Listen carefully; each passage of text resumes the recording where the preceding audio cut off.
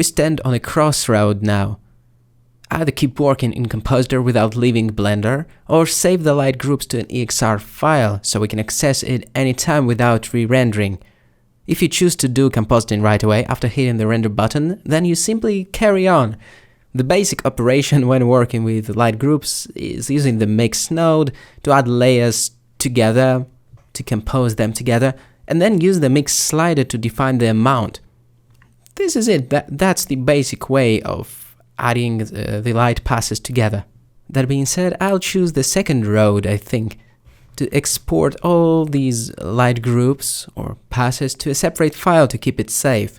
So I'll go Image Editor. This should be our rendered result. Then Image, Save As.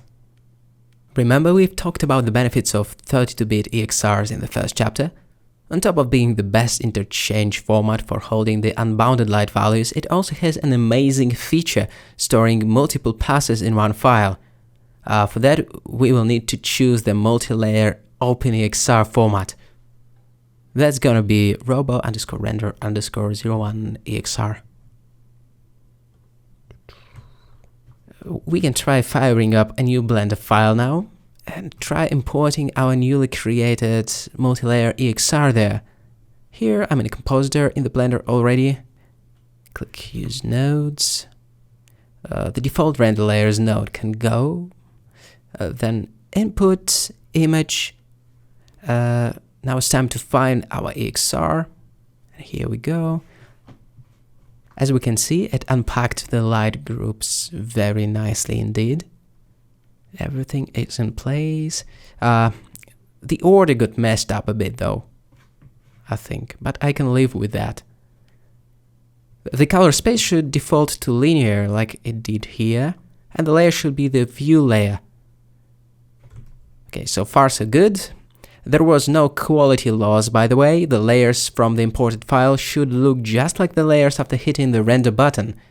We can activate Backdrop Preview now, and we are all set.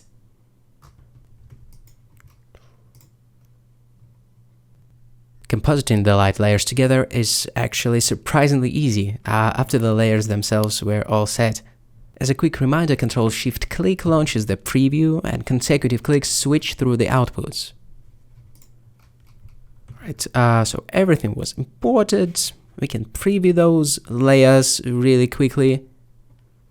Starting with the HDRI environment, I'll gradually reconstruct our final lighting setup first by adding these layers together one by one. All layer mixing operations are done with the Mix node. So here I'm dragging the key light output into the second image slot and changing the blending mode to Add. We can decide how much of this key light group do we want to have in our composite. Do we want to have a full effect or just a little bit of that light and so on. Now, if we wanted to tweak the exposure or some other property of that layer, the adjustment layer is plugged like in between.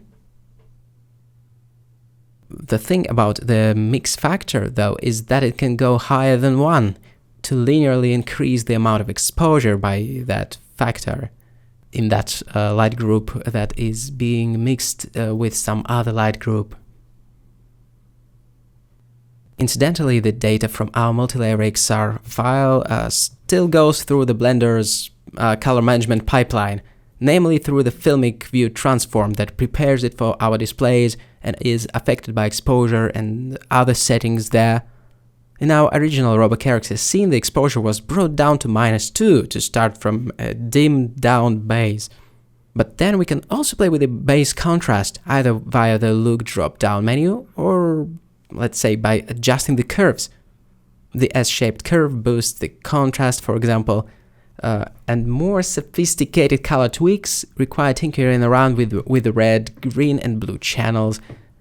Personally, I love playing with the complementary color contrasts by cranking up, let's say, green in the highlights and bringing it down in the shadows. The same for the blue channel. It is worth noting that the whole view transform and color management thing is applied the last, after the post-pro chain in Blender Compositor is evaluated. And it is instantaneous. It doesn't need any sort of calculation, which is a nice bonus. To sum it up, it's never a wrong time to make adjustment to such fundamental things as exposure and the contrast levels. What I did is reduced exposure all the way to -2 to keep the lighting levels fairly low key, and then this color grading mastering with RGB curves on top of it. Nothing too fancy though.